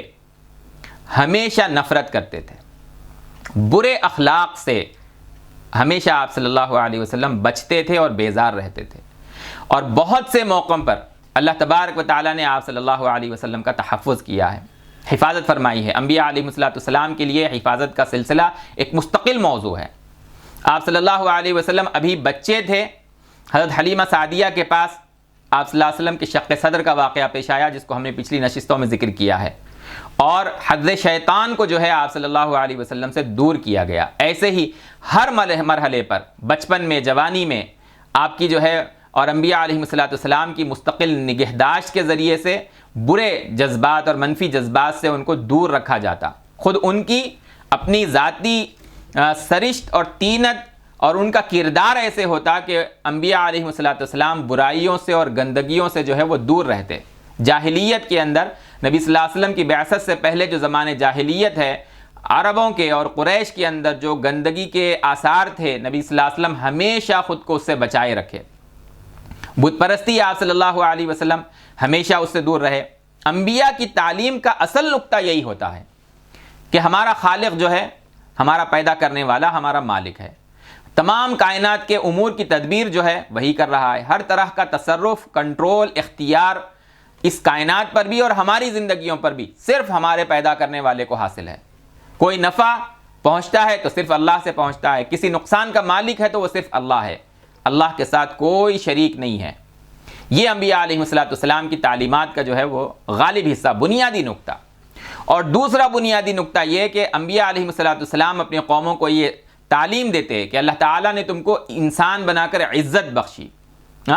بنی آدم جو ہے وہ اپنے پیدا کرنے کے علاوہ کسی کی پرستش نہ کرے، اللہ نے پیدا کیا ہے، وہ مالک ہے، وہی نفع اور نقصان کا جو ہے ہمارے نفع وہی پہنچاتا ہے، نقصان سے وہی بچاتا ہے۔ جو بھی چیز ہمیں حاصل ہے، ما کان بی من نعمت او باحد من خلقک فمنک وحدک، یہ نبی کریم صلی اللہ علیہ وسلم کی عمومی دعا کہ اللہ کوئی نعمت جو مجھے حاصل ہے وہ صرف آپ سے حاصل ہے، لا شریک لک، اس میں آپ کے ساتھ اے اللہ کوئی شریک نہیں ہے، فلک الحمد والشکر، صرف اور صرف اللہ کی شکر گزاری ہو، اسی کے آگے انسان اپنی پیشانی کو جھکائے۔ یہ انبیاء علیہ السلام کی تعلیم کہ اللہ تعالیٰ نے جو عزت کا مقام تم کو دیا ہے، تمہارا خالق صرف اللہ ہے، صرف اسی کے آگے سر جھکاؤ، باقی سب مخلوق ہیں، ان میں سے کسی کے آگے بندہ اپنے سر کو نہ جھکائے۔ حضرت ابو ہریرہ رضی اللہ تعالی عنہ نے نبی کریم صلی اللہ علیہ وسلم کے اس ارشاد کو نقل کیا، کل مولود یولد علی الفطرہ فابواہ یہودانہ او ینصرانہ او یمجسانہ۔ صحیح بخاری کی جو ہے حدیث ہے کہ انسان جو ہے وہ فطرت سلیم پر پیدا کیا جاتا ہے، کہ اگر موانع نہ ہو، رکاوٹیں نہ ہوں، باپ جو ہے وہ یہودی ہے تو بیٹے کو یہودی بنا دیا، باپ نصرانی ہے تو بیٹے کو نصرانی بنا دیا، باپ مجوسی ہے تو بیٹے کو مجوسی بنا دیا، باپ جو ہے مشرک ہے تو وہ بیٹے کو مشرک بنا دیا، تو یہ موانع نہ ہو، بچہ اپنی فطرت کے اوپر پروان چڑھے، تو اس کی جو فطرت سلیم ہے، چاہے وہ کتنے ہی ناموافق اور شرکیہ ماحول کے اندر پرورش پائے، اگر اس کی فطرت سلیم باقی رہے تو وہ حق کو قبول کرتا ہے، حق تک پہنچتا ہے۔ جیسے حضرت ابراہیم علیہ السلام ہیں، پوری قوم جو ہے وہ بت پرست ہے، گھرانہ ان کا جو ہے وہ بت پرست ہے، باپ کا پیشہ جو ہے وہ بت بنانا اور اس کو بیچنا ہے، لیکن حضرت ابراہیم نے اپنی فطرت سلیمہ کو برقرار رکھا اور انہوں نے کبھی بت پرستی کو جو ہے وہ قبول نہیں کیا۔ حضرت ابراہیم نے اپنا رخ ہمیشہ اللہ تبارک و تعالیٰ کی طرف رکھا، انی وجہت وجہی للذی فطر السماوات والارض حنیفا وما انا من المشرکین۔ حالانکہ ان کی قوم نے ان کے ساتھ جو ہے وہ بحثیں کی، جس کو قرآن مجید نے نقل کیا ہے، وحاجہ قومہ، اور حضرت ابراہیم نے کیا جواب دیا، اللہ کے بارے میں مجھ سے بحث کر رہے ہو، حالانکہ اللہ تعالیٰ نے تو مجھے ہدایت دے دی ہے، میں تم جن لوگوں کو، جن بتوں کو تم اللہ کے ساتھ شریک کرتے ہو، میں ان سے ڈرتا نہیں ہوں، سوائے کہ اللہ تبارک و تعالیٰ ہی مجھے کوئی نقصان پہنچانا چاہے، میرا رب جو ہے اس کا علم بہت ہی وسیع ہے۔ تم جب اللہ تعالیٰ سے نہیں ڈرتے ہو شرک کرتے ہوئے، کیف اخاف ما اشرکتم ولا تخافون انکم اشرکتم باللہ ما لم ينزل به علیکم سلطانا، جب تم اللہ تبارک و تعالیٰ کے ساتھ شرک کرتے ہوئے نہیں ڈرتے ہو، حالانکہ اللہ نے شرک کے لیے کوئی دلیل اتاری ہی نہیں ہے، تو پھر میں کیسے ان معبودوں سے ڈروں جس کو تم اللہ کے ساتھ شریک کرتے ہو، جو کسی قسم کے نفع نقصان کے مالک نہیں ہے۔ غور کرو، اللہ جو قدیر ہے، ہر طرح کا جو ہے وہ اس کے پاس قوت اس کو حاصل ہے، اور بت جو کسی قسم کے نفع و نقصان کے جو ہے وہ مالک نہیں ہے۔ ای الفریقین احق بالامن ان کنتم تعلمون، بتاؤ امن کے زیادہ حقدار کون ہوا، مشرک یا موحد؟ کون سا فریق جو ہے وہ زیادہ امن کے حقدار ہے؟ سورہ انعام کے اندر حضرت ابراہیم علیہ السلام کے اس مکالمے کو اللہ تبارک و تعالیٰ نے جو ان کی قوم کے ساتھ تھا اس کو نقل کیا کہ انبیاء اور وہ لوگ جو فطرت کو اپنی باقی رکھتے ہیں، تو پھر جو ہے وہ نصارہ کا ماحول، مجوسوں کا ماحول، مشرکین کا ماحول، یہودیت کا ماحول انہیں متاثر نہیں کرتا۔ جیسے قرآن مجید نے اس کو ذکر کیا اصحاب کہف کے بارے میں، اصحاب کہف نے بھی اپنی اس فطری جو ہے سلامتی کو برقرار رکھا، اور پھر انہوں نے قوم کے شرک سے بچ کر ایک اپنی الگ راہ اپنائی، ایسی اپنائی، اور ان کا ایسا معاملہ پیش آیا کہ اللہ تبارک و تعالیٰ نے ان کو مثال بنا دیا سورۃ الکہف میں، جن کا تفصیل کے ساتھ قصہ مذکور ہے۔ مکے کے حنفاء کا ہم نے شروع میں ذکر کیا ہے، ایسے ہی نبی کریم صلی اللہ علیہ وسلم تمام انبیاء کی طرح، بلکہ ان سے بھی زیادہ بلند آپ صلی اللہ علیہ وسلم کا مقام کہ آپ نے اپنے آپ کو فطرت پر باقی رکھا، شرک سے آپ ہمیشہ جو ہے وہ سخت نفرت کرتے۔ ایک موقع پر حضرت خدیجہ سے نکاح کے بعد عربوں کا اور قریش کا جو ہے وہ معمول تھا کہ وہ رات کو سوتے ہوئے جو ہے وہ لات اور عزا کی پرستش کر کر جو ہے وہ سوتے، ان کے معاشرے کے اندر یہ بات جو ہے وہ پھیلی ہوئی تھی۔ نبی کریم صلی اللہ علیہ وسلم نے ان رسوم سے بیزاری کا اظہار کرتے ہوئے حضرت خدیجہ سے ایک مرتبہ فرمایا،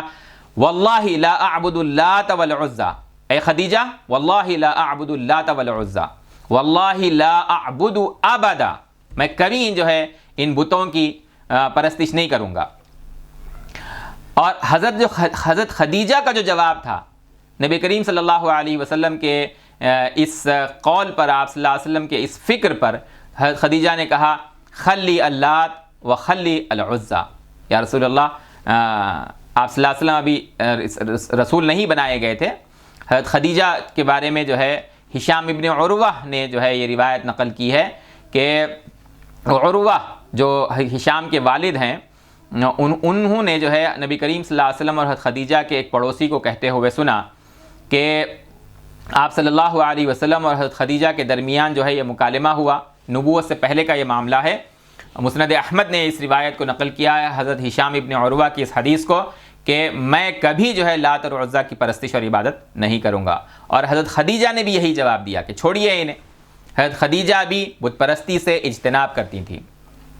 حضرت ابو بکر کا یہی حال جو ہے وہ روایات کے اندر منقول ہے۔ حضرت ابو بکر کی جو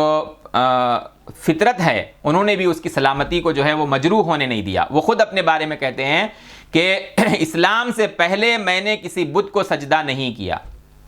لوگوں نے حیرت کا اظہار کیا کہ آپ جس ماحول میں پلے بڑے ہیں وہاں پر ہر طرف شرک تھا، تو پھر آپ اس سے کیسے بچے؟ تو حضرت ابو بکر صدیق رضی اللہ تعالی عنہ نے اس کا ایک واقعہ بیان کیا کہ میرے والد جو ہے مجھے بتوں کی عبادت کے لیے لے کر جاتے تھے اور کہتے تھے کہ یہ تمہارے معبود ہیں۔ کہ والد ابو قحافہ ہیں، جن کا ہم آگے کئی مرتبہ ذکر کریں گے، جنہیں فتح مکہ کے بعد اللہ تعالیٰ نے جو ہے اسلام کی نعمت سے نوازا۔ بہرحال حضرت ابو بکر کو ان کے والد بتوں کی پرستش کے لیے لے جاتے اور کہتے کہ یہ تمہارے معبود ہیں۔ حضرت ابو بکر کہتے ہیں کہ میں نے انہیں آزمانا چاہا، پہلے اپنی ضرورت کو میں نے جو ہے وہ ان سے مانگا کہ بھائی میں بھوکا ہوں اور مجھے کھانا دو، تم معبود ہو تو، اور ان کی طرف سے کوئی جواب نہیں آیا۔ حضرت ابو بکر کہتے ہیں کہ میں نے پھر کہا کہ بھائی مجھے ڈھنگ کے کپڑے مجھے میسر نہیں ہیں، مجھے کپڑے دو، اور اس کی طرف سے بتوں کی طرف سے کوئی جواب نہیں ہے۔ تو حضرت ابو بکر نے اپنا جو ہے وہ دوسرا طریقہ اختیار کیا، چلو ٹھیک ہے، مجھے نفع نہیں پہنچا سکتے تو خود کو نقصان پہنچانے سے بچا لو۔ ایک پتھر انہوں نے لیا اور اس بت کو جو ہے وہ زور سے انہوں نے مارا، اور وہ بت جو ہے وہ منہ کے بل گر پڑا۔ تب میں یہ جان گیا کہ یہ بے حس اور بے حرکت جو اپنے نفع و نقصان کے بھی مالک نہیں ہے یہ بت، ان کی عبادت کرنا جو ہے وہ ایک حماقت ہے۔ یہ نبی کریم صلی اللہ علیہ وسلم کے پیروکاروں کا حال ہے، تو وہ ہستی جو نبی بننے والی ہے ان کی شرک سے اور بتوں سے بیزارگی کا کیا حال ہوگا ہم سمجھ سکتے ہیں۔ نبی کریم صلی اللہ علیہ وسلم نہ صرف خود بتوں کی پرستش سے گریز کرتے تھے بلکہ دوسروں کو بھی اس سے روکتے تھے۔ آپ صلی اللہ علیہ وسلم کی تربیت میں رہنے والے حضرت زید ابن حارثہ کہتے ہیں کہ ایک مرتبہ آپ صلی اللہ علیہ وسلم کعبۃ اللہ کے گھر کا طواف کر رہے تھے، اور اللہ کے گھر کے اطراف میں جو ہے وہ بت رکھے ہوئے تھے۔ آپ صلی اللہ علیہ وسلم ہمیشہ ان بتوں سے جو ہے وہ گریز کرتے تھے۔ طواف آپ کعبے کا کرتے تھے۔ قریش جب کعبے کا طواف کرتے تو ان بتوں کے پاس ٹھہر کر استلام کرتے. استلام کیا ہے؟ ان کو عقیدت سے چھونا، ان کو چومنا، یا ان کو چھو کر اپنے ہاتھ کو چومنا، یہ استلام ہے. تو اساف اور نائلہ جو کعبے کے اطراف صفا اور مروہ کے اوپر جو بت تھے، ان کو حضرت زید نے ایک موقع پر آپ صلی اللہ علیہ وسلم کے ساتھ موجود جب تھے اور طواف کر رہے تھے تو انہوں نے اساف اور نائلہ کو چھوا، عقیدت کے ساتھ استلام کیا. تو نبی کریم صلی اللہ علیہ وسلم نے حضرت زید سے کہا یہ مت کرو. حضرت زید نے سوچا کہ اس میں کیا برائی ہے، ایک مرتبہ اور میں کر کے دیکھتا ہوں کہ آپ کا رد عمل کیا ہوگا، نبی صلی اللہ علیہ وسلم کا ری ایکشن کیا ہوگا. تو انہوں نے پھر کیا ویسے. تو رسول اللہ صلی اللہ علیہ وسلم نے سختی کے ساتھ منع کیا اور کہا تمہیں اسے منع نہیں کیا گیا تھا. حضرت زید کہتے ہیں فوالذی هو اکرمہ وانزل علیہ الکتاب ما استلم صنما حتی اکرمہ اللہ بالذی اکرمہ وانزل علیہ، کہ نبی اکرم صلی اللہ علیہ وسلم نے کبھی کسی بت کا استلام نہیں کیا. نبوت کے منصب پر آپ کو فائز کیے جانے سے پہلے اور آپ پر وحی نازل کیے جانے سے بھی پہلے، یعنی بعثت کے بعد جیسے آپ صلی اللہ علیہ وسلم بت پرستی کے مخالف تھے، شرک کے مخالف تھے اور توحید کی دعوت آپ نے دی، ایسے ہی خود جو ہے نبوت سے پہلے کبھی کسی بت کی پرستش کے اندر آپ مبتلا نہیں ہوئے، بلکہ دوسروں کو آپ صلی اللہ علیہ وسلم اس سے روکتے تھے. امام بیہقی نے دلائل النبوہ میں حضرت زید ابن حارثہ کی اس گواہی کو، اس شہادت کو نقل کیا. حضرت زید کی گواہی یہ ان کی گواہی ہے جن کو نبی صلی اللہ علیہ وسلم بیٹوں کی طرح اپنے ساتھ عزیز رکھتے تھے. سفر اور حضر میں ہمیشہ نبی کریم صلی اللہ علیہ وسلم حضرت زید کو اپنے ساتھ رکھتے تھے. روایات میں آیا ہے کہ قریش جو ہے وہ ایک مشرک قوم تھی، تو طرح طرح کے انہوں نے شرک کے جو ہے وہ طریقے نکال رکھے تھے. اس کے لیے جو ہے وہ عیدیں انہوں نے بنا رکھی تھی، میلے جو ہے وہ لگاتے تھے. بوانا جو ہے یہ ینبوع کے پاس ایک مقام ہے، ایک پہاڑ کی چوٹی ہے بحیر احمر کے جو ہے ساحل کے قریب، اور اس کے قریب جو ہے وہ دو پانی کے چشمے تھے، قصیبہ اور المجاز. یہ قریش جو ہے وہ بوانا کے پاس جا کر ہر سال ایک بت کی جو ہے وہ عبادت کرتے تھے، وہاں عید مناتے تھے، میلہ وہاں پر لگاتے تھے. نبی صلی اللہ علیہ وسلم سے ان کے رشتہ داروں نے، چچاؤں نے، پھوپھیوں نے کہا کہ چلو اس سال بھی چلتے ہیں. تو آپ صلی اللہ علیہ وسلم نے جو ہے وہ صاف انکار کر دیا، اور آپ صلی اللہ علیہ وسلم کے چچا اور آپ کی پھوپھیاں جو ہے آپ صلی اللہ علیہ وسلم کے اس رویے کی وجہ سے آپ سے ناراض ہو گئے. لیکن آپ صلی اللہ علیہ وسلم نے ایک موقع پر اگر شرکت بھی کی تو عبادات سے جو ہے شرکیہ عبادات سے دوری اختیار کی آپ صلی اللہ علیہ وسلم نے، اور پھر کبھی آپ صلی اللہ علیہ وسلم نے جو ہے وہ ان کے میلوں میں اور ان کی عید میں آپ صلی اللہ علیہ وسلم نے شرکت نہیں کی. اسی طریقے سے بتوں کے نام پر وہ جو ذبیحہ کاٹتے تھے، جو جانوروں کو قربان کرتے تھے، تو آپ صلی اللہ علیہ وسلم کبھی اس کو جو ہے وہ استعمال نہیں کرتے، آپ ان کو کبھی نہیں کھاتے. بلدہ جو ہے مکے کے اندر، مکے کے مغرب میں ایک ندی تھی اور اس کی ایک وادی، اسی سے موسوم ایک وادی تھی جو غار حرا سے لے کے مر الظہران تک اس کا سلسلہ تھا، حدیبیہ کے شمال کے اندر. تو اس وادی میں جب قریش جمع ہوتے، نبی کریم صلی اللہ علیہ وسلم ان کے ساتھ ہوں، تو وہاں جو دسترخوان لگتا، اس پر جو گوشت رکھا جاتا وہ ہوتا جو بتوں کے نام پر جو ہے ذبح کیا ہوا تھا. نبی صلی اللہ علیہ وسلم نے جو ہے وہ صاف اس کو کھانے سے منع کر دیا. حضرت زید ابن عامر ابن نفیل، جن کے حنفاء کے ذکر میں ہم نے جن کا بالکل آغاز میں جو ہے ان کو ذکر کیا ہے، وہ بھی اس وقت وہاں موجود تھے. انہوں نے بھی کہا کہ یہ بتوں کے نام پر ذبح کیے ہوئے جانوروں کا گوشت ہے جو دسترخوان پر لگایا گیا ہے، میں بھی اس کو کھانے سے جو ہے وہ منع کرتا ہوں، اس سے گریز کروں گا. حضرت زید کا اور نبی کریم صلی اللہ علیہ وسلم کا جن مقامات پر ملاقات ثابت ہے ان میں سے ایک یہ بھی ہے. نبی صلی اللہ علیہ وسلم نے بھی بتوں کے نام پر ذبح کیے ہوئے جانوروں کو کھانے سے منع کیا، اور اسی طریقے سے جو ہے حضرت زید ابن عامر ابن نفیل جو حنیف ہے، زید ابن حارثہ نہیں، انہوں نے بھی جو ہے وہ صاف منع کر دیا کہ بتوں کے نام پر جو جانور ذبح کیے گئے ہیں میں اس کو نہیں کھاؤں گا. حضرت زید کا یہ مقولہ جو ہے وہ منقول ہے کہ انہوں نے اس وقت اور کیا کہا کہ اس بکری کو اللہ نے پیدا کیا، اس کا جو چارہ ہے جس کو بکری کھا کر جو ہے وہ پلتی ہے، بڑھتی ہے، اس کے لیے بارش جو ہے وہ اللہ پیدا کرتا ہے، چارہ اس کو اللہ پیدا کرتا ہے، اور تم پھر اس کو جو ہے وہ غیر اللہ کے نام پر جو ہے ذبح کر دیتے ہو. تو نبی کریم صلی اللہ علیہ وسلم نبوت سے پہلے آپ صلی اللہ علیہ وسلم نے ہمیشہ جو ہے وہ بت پرستی سے اور شرکیہ مظاہر سے، شرکیہ رسوم سے، مشرکین کے میلوں سے، ان کی عیدوں سے، ان کے ذبیحے سے آپ صلی اللہ علیہ وسلم ہمیشہ اجتناب کیا کرتے نبوت سے پہلے بچپن سے لے کے آپ صلی اللہ علیہ وسلم کی جوانی اور آپ صلی اللہ علیہ وسلم کے بعثت تک آپ کا ہمیشہ یہی معمول رہا. اور اخلاقی اعتبار سے آپ صلی اللہ علیہ وسلم جہاں دیگر اور بہت ساری آپ کے اندر خوبیاں تھیں، ان میں سے ایک اہم ترین تھا کہ آپ صلی اللہ علیہ وسلم ہمیشہ جھوٹ سے سختی سے اجتناب کرتے. انسان کے اخلاق کا ایک بہت بڑا حسن یہ ہے کہ اس کے اندر سچائی ہو. اللہ ہم سب کے اندر اس کو پیدا کر دے. اخلاقی جو مورل جو ویلیوز ہیں اس میں سچائی کو اختیار کرنا ایک بہت اہم ترین ویلیو ہے، بہت اہم ترین قدر اور اصول ہے، جس کو جو ہے وہ سچائی کی خوبی کی بنیاد پر اختیار کیا جاتا ہے. کسی لالچ کی بنیاد پر سچ کو اختیار کرنا، یا جو ہے کسی خوف کی بنیاد پر سچ کو اختیار کرنا، یا کسی لالچ کی بنیاد پر سچ کو جو ہے وہ چھوڑ دینا، یا کسی خوف کی بنیاد پر جو ہے وہ سچ کو چھوڑ دینا، یہ آپ صلی اللہ علیہ وسلم کے اندر جو ہے وہ نہیں تھا. اور جاہلیت کے دور کے اندر عرب جو ہے وہ بڑی دیدہ دلیری سے جو ہے وہ جھوٹ بولتے تھے، شیخیاں بگاڑتے ہوئے جھوٹ بولتے تھے، لطف اندوز ہوتے ہوئے جو ہے وہ جھوٹ بولتے تھے. اس معاشرے میں آپ صلی اللہ علیہ وسلم پیدا ہوئے، لیکن کبھی آپ نے جھوٹ نہیں کہا. اہل مکہ آپ صلی اللہ علیہ وسلم کی اس صفت کی بنیاد پر گواہی دیا کرتے تھے، آپ کی صداقت کی اور آپ کی امانت کی. آپ صلی اللہ علیہ وسلم کی سچائی کی جو ہے وہ گواہی دیا کرتے تھے. اللہ تعالیٰ کا جو پیغام ہے وہ ایک حق اور سچ پیغام ہے،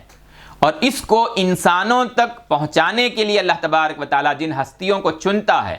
جن ہستیوں کو اللہ تبارک و تعالیٰ منتخب فرماتے ہیں، جن انبیاء کا آپ اللہ تعالیٰ انتخاب فرماتے ہیں، وہ سب کے سب سچائی کے اور صدق کے اور صدیقیت کے انتہائی اعلیٰ مقام پر جو ہے وہ فائز ہوتے ہیں. قرآن مجید میں سورہ مریم کے اندر ذکر کیا گیا وَذْكُرْ فِي الْكِتَابِ ابراہیم اِنَّهُ كَانَ صِدِّيقًا نَبِيًّا.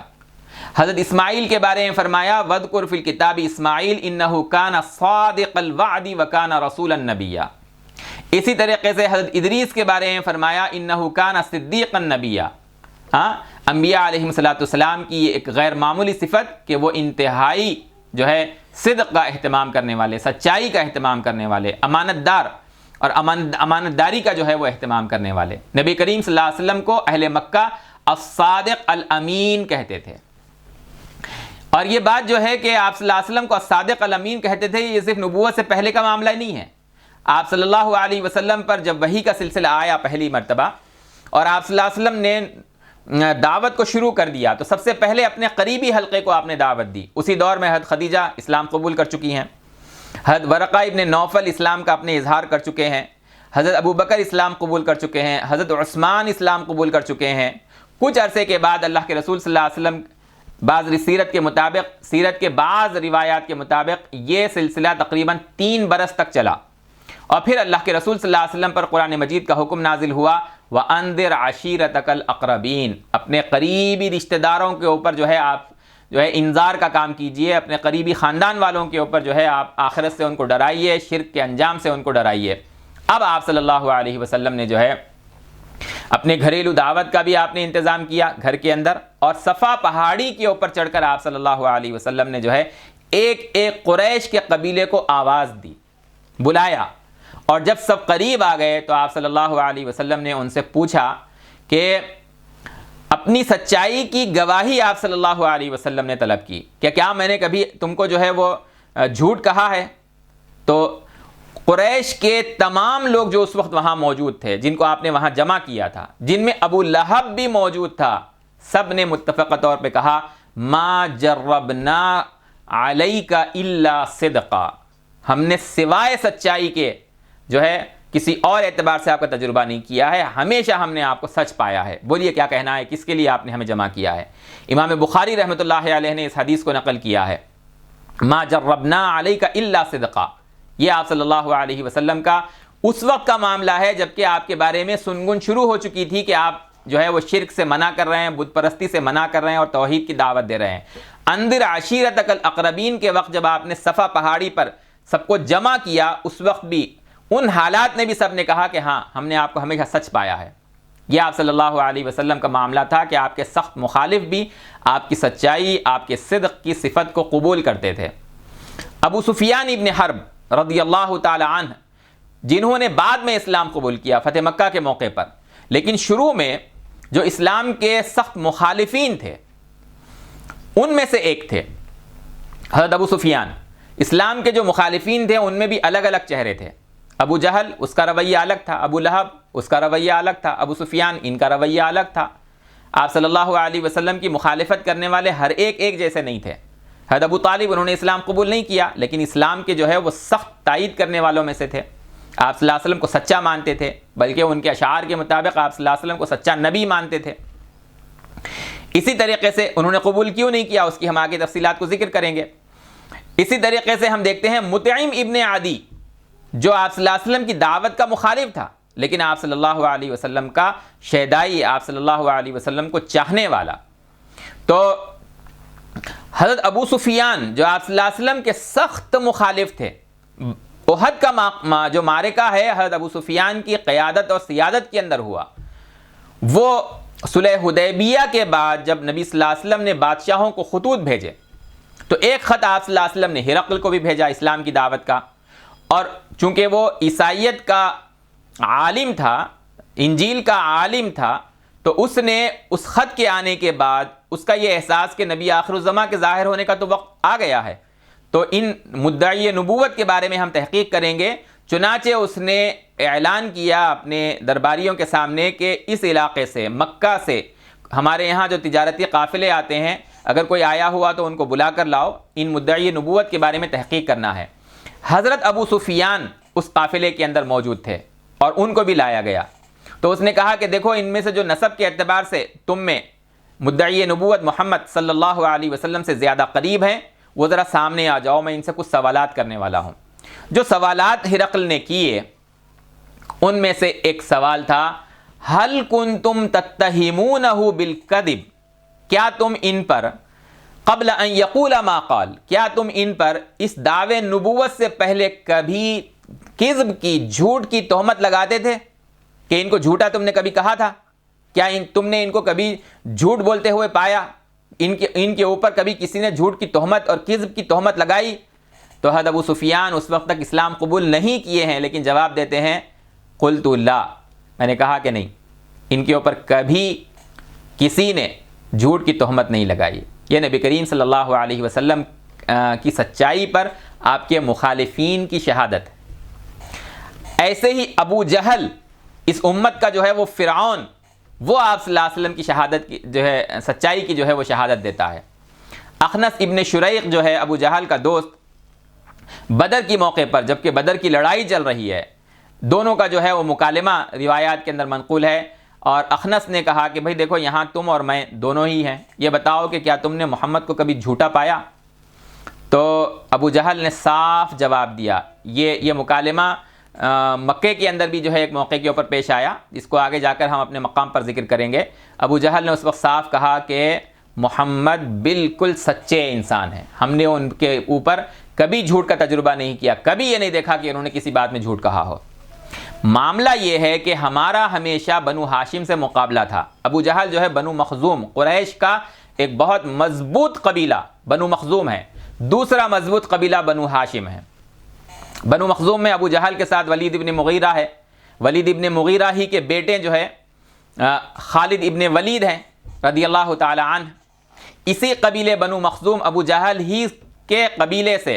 نبی کریم صلی اللہ علیہ وسلم کی دادی ہیں حضرت عبداللہ کی والدہ فاطمہ بنت عمرو ابن عائذ المخزومی. تو ابو جہل نے کہا کہ یہ بنو ہاشم سے ہیں اور ہم بنو مخزوم سے ہیں، ہمارا ہمیشہ بنو ہاشم سے مقابلہ چلتا تھا.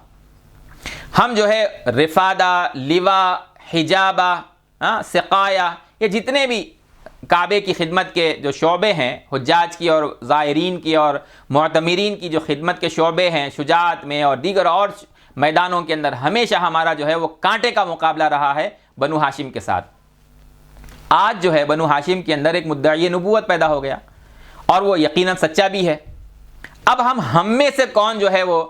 مدعی نبوت لے کر آئیں جو ان جیسا ہو. قرآن مجید نے اس کو نقل کیا ہے، قد نعلم انہ لیحزنک الذی یقولون، ہم جانتے ہیں کہ آپ کو یہ جو جھوٹا کہتے ہیں دعوے نبوت کے اندر، تو اس سے پہلے اور آپ کے اخلاق اور کردار کے بارے میں انہوں نے کبھی نہیں کہا، یہ صرف آپ کے اس دعوے کے اوپر کہتے ہیں. آپ اس سے غمگین ہو رہے ہیں، ہم جانتے ہیں کہ آپ اس سے غمگین ہو رہے ہیں. انہم لا یکذبونک، یہ آپ کو جھوٹا نہیں کہہ رہے ہیں، وَلَكِنَّ الظَّالِمِينَ بِآيَاتِ اللَّهِ يَجْحَدُونَ، یہ ظالم تو در حقیقت اللہ کی آیات کا انکار کر رہے ہیں۔ اور لَقَدْ كُذِّبَتْ رُسُلٌ مِّن قَبْلِكَ فَصَبَرُوا عَلَىٰ مَا كُذِّبُوا وَأُوذُوا حَتَّىٰ أَتَاهُمْ نَصْرُنَا وَلَا مُبَدِّلَ لِكَلِمَاتِ اللَّهِ وَلَقَدْ جَاءَكَ مِن نَّبَإِ الْمُرْسَلِينَ، آپ کے پاس انبیاء کے واقعات آ چکے ہیں، ان کی تفصیل ہم نے بتلا دی ہے۔ انبیاء علیہ السلام کو جھٹلایا گیا، ان کو جو ہے وہ تکلیفیں پہنچائی گئی، انہوں نے اس کے اوپر صبر کیا۔ اللہ تعالیٰ کے جو کلمات ہیں وہ بدلنے والے نہیں ہیں، بالآخر اللہ تبارک و تعالیٰ کے دین کو جو ہے وہ نصرت ملے گی، کامیابی حاصل ہوگی۔ بہرحال نبی کریم صلی اللہ علیہ وسلم کی ایک اور اہم ترین صفت، جس کا مخالفین نے جو ہے وہ اعتراف کیا ہے کہ آپ نہایت سچے اور پاک باز تھے۔ ایک اور آپ صلی اللہ علیہ وسلم کی صفت حیا۔ آپ صلی اللہ علیہ وسلم جس معاشرے اور ماحول میں آپ پیدا ہوئے، ایک غیر مہذب ماحول، جو ہے سطر چھپانے کا تک اہتمام نہیں کرتا تھا، طواف کرتے تھے تو کوئی بھی وجہ بتاتے ہوں اس کے لیے، لیکن عریاں جو ہے ننگے جو ہے وہ طواف اللہ تبارک و تعالیٰ کے گھر کا کرنے کے لیے جو ہے وہ آ جاتے تھے۔ نبی کریم صلی اللہ علیہ وسلم اس معاشرے کے اندر ہمیشہ پاک باز رہے۔ آپ صلی اللہ علیہ وسلم ہمیشہ حیا کے دامن کو آپ صلی اللہ علیہ وسلم نے ہمیشہ جو ہے وہ تھامے رکھا۔ حضرت عبداللہ ابن مسعود رضی اللہ تعالیٰ عنہ سے نبی صلی اللہ علیہ وسلم کا ارشاد منقول ہے، اذا لم تستحی فاصنع ما شئت۔ انسان کے اخلاق کے اندر حیا اہم ترین صفت ہے، جب حیا ختم ہو جائے تو پھر آدمی کچھ بھی کر سکتا ہے۔ پھر یہ صحیح بخاری کی جو ہے وہ حدیث ہے۔ حضرت ابو سعید خدری رضی اللہ تعالیٰ عنہ کہتے ہیں کہ کان النبی صلی اللہ علیہ وسلم اشد حیاء من العذراء فی خدریہا، ایک کنواری دوشیزہ، ایک کنواری لڑکی جتنی حیادار ہو سکتی ہے اس سے کہیں زیادہ آپ صلی اللہ علیہ وسلم جو ہے حیا کی صفت سے متصف تھے۔ سچائی آپ صلی اللہ علیہ وسلم کے اندر، حیا آپ صلی اللہ علیہ وسلم کے اندر تھی۔ بتوں سے آپ صلی اللہ علیہ وسلم جو ہے وہ سخت نفرت کرتے اور بیزاری جو ہے اس کا اظہار کرتے۔ آپ صلی اللہ علیہ وسلم اس معاشرے میں ایک اور برائی تھی، شراب عام تھی، اور آپ صلی اللہ علیہ وسلم شراب کے پینے سے سخت نفرت کرتے تھے اور اس سے دوری بنائے رکھتے تھے۔ قرآن مجید نے کہا اسلام آنے کے بعد، یا ایھا الذین آمنوا انما الخمر والمیسر والانصاب والازلام رجس من عمل الشیطان، کہ یہ شراب، جوا، شرک کے لیے جو شرکیہ جو مراسم جو ہے وہ نصب کیے جاتے ہیں، بتوں کو نصب کیا جاتا ہے، یہ سب جو ہیں یہ گندے چیزیں ہیں اور شیطان کے اعمال میں سے ہیں، ان سے بچو، اسی سے تمہیں جو ہے وہ فلاح ملے گی۔ اور شیطان تمہیں ان معاملات کے اندر ڈال کر جو ہے تمہارے اندر بغض اور عداوت کو پیدا کرنا چاہتا ہے، اللہ تعالیٰ کی یاد سے اور اللہ تعالیٰ کی عبادت سے جو ہے وہ تمہیں دور کرنا چاہتا ہے۔ فَهَلْ أَنْتُمْ مُنْتَهُونَ، کیا تم جو ہے ان چیزوں سے بچو گے؟ رسول اللہ صلی اللہ علیہ وسلم نے فرمایا اسلام کے بعد کہ اللہ تعالیٰ نے جو ہے شراب کے پینے والے پر، اس کے پلانے والے پر، اس کے خریدنے والے پر، اس کے بیچنے والے پر، اس کو اٹھانے والے پر، اس کے نچوڑنے والے پر، اس کو کشید کرنے والے پر، سب پر اللہ تبارک و تعالیٰ کی جو ہے وہ لعنت کا وہ مستحق بنتے ہیں۔ لعن اللہ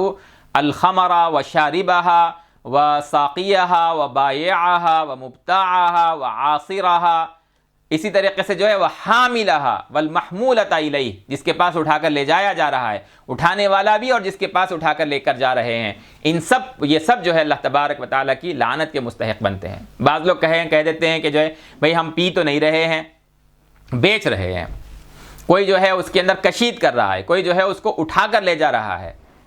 اور کسی اور کے لیے اٹھا کر لے جایا جا رہا ہے، یہ سب جو ہے اللہ کی لعنت کے مستحق بنتے ہیں۔ جاہلیت کے دور میں بھی نبی اکرم صلی اللہ علیہ وسلم نے اس لعنت سے اپنے آپ کو ہمیشہ دور رکھا۔ حضرت علی رضی اللہ تعالیٰ عنہ کی ایک روایت ہے کہ نبی کریم صلی اللہ علیہ وسلم سے ایک موقع پر پوچھا گیا کہ حل عبدت وثنا قط، یا رسول اللہ کیا کبھی آپ نے کسی بت کی عبادت کی ہے؟ آپ صلی اللہ علیہ وسلم فرمایا لا، نہیں۔ پھر انہوں نے سوال کیا آپ صلی اللہ علیہ وسلم سے، آپ کے صحابہ نے، حل شربت خمرا قط، کیا آپ نے کبھی شراب پی ہے؟ نبی صلی اللہ علیہ وسلم نے فرمایا نہیں، لا، اور فرمایا ما زلت اعرف کہ ان الذی ہم علیہ کفر، میں یہ ہمیشہ سمجھتا تھا،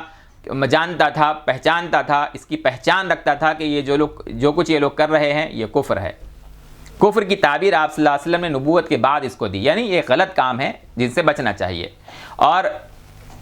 ابھی میں ما کنت ادری مل کتاب ولا ایمان، ابھی مجھ پر نہ کتاب نازل ہوئی نہ ایمان کی دعوت مجھ تک پہنچی، لیکن اسی وقت سے میں آغاز ہی سے میں یہ جانتا تھا کہ یہ ساری چیزیں، بتوں کی پرستش، شراب پینا کرنا، یہ سب جو ہے برائی کے اعمال ہیں۔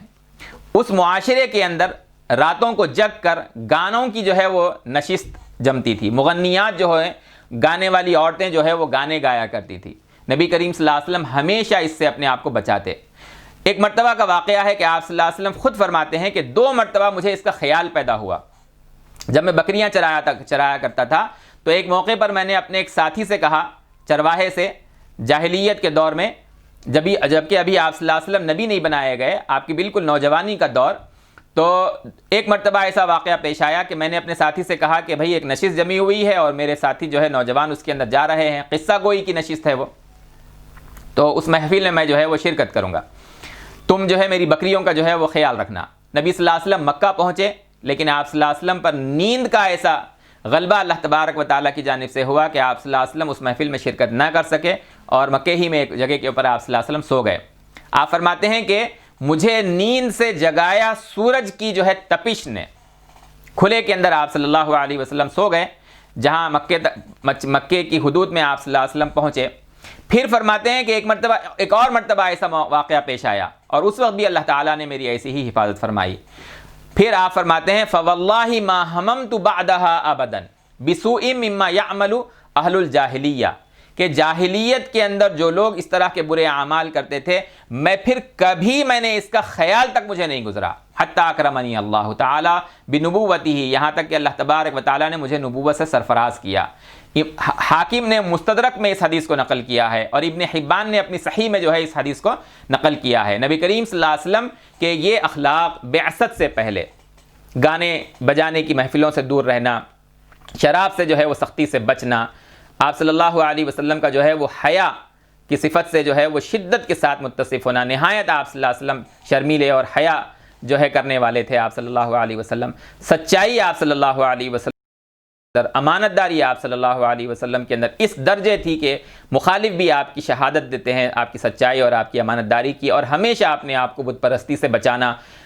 شرکی مراسم سے بچانا، اور ایسے ہی جو ہے وہ ذبیحہ جو ہے جو بتوں کے نام پر جانور ذبح کیے جائیں ان کو کھانے سے سختی سے جو ہے اجتناب کرنا، اور دوسرے لوگ شرک کے اندر مبتلا ہیں تو ان کو اس سے روکنا، یہ آپ صلی اللہ علیہ وسلم کی نبوت سے پہلے یہ احوال ہیں۔ اگلے موضوعات جو ہیں ہم انشاءاللہ العزیز اگلی نشست کے اندر ان پر بات کریں گے۔ حلف الفضول اور حرب فجار، یہ جو واقعات آپ صلی اللہ علیہ وسلم کے پیش آئے، حضرت خدیجہ سے آپ صلی اللہ علیہ وسلم کا نکاح ہوا، ان موضوعات پر انشاءاللہ العزیز ہم اگلی نشست میں بات کریں گے۔ اقول قولی ھذا استغفر اللہ لی ولکم ولسائر المسلمین والمسلمات فاستغفروہ انہ ھو الغفور الرحیم۔